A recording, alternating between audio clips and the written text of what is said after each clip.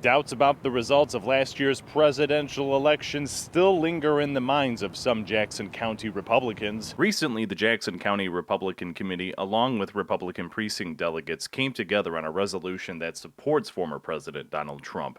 They also censured Congressman Fred Upton and Peter Meyer for voting to impeach Trump. Jackson County Republican Committee Chairman Matt Dames said in a written statement that the resolution reflects disappointment in those who supported what he called the weaponization of the impeachment process. This is one of many of these kinds of resolutions that has been passed against legislators in the Republican Party who have broken with Trump. So it is a part of a national trend that is important, but the actual impact is pretty limited. It's basically just a piece of paper that says, here's what we think. In Jackson County, Trump received close to 59% of the vote, while President Biden had 39.6%.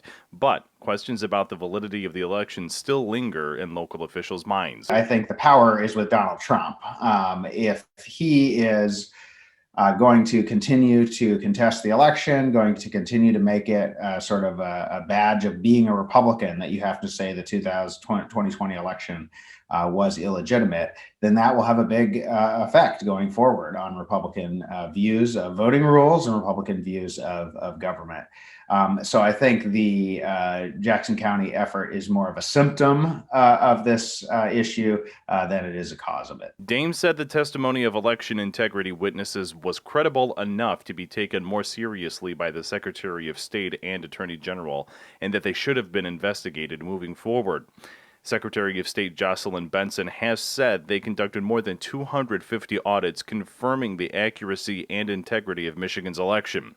More than 1,300 clerks, many of them Republicans, participated in at least one audit. There are always, of course, some irregularities in a national election that takes place in lots of different local jurisdictions.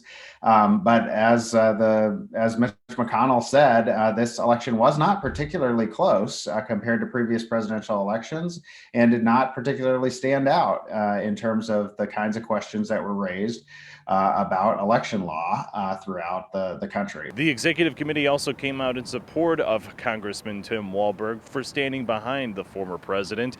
In a written statement, Walberg says he appreciates the support he's receiving and is grateful to be entrusted as a constituent in Congress. Your Jackson neighborhood reporter, Joe Gebhardt, Fox 47 News.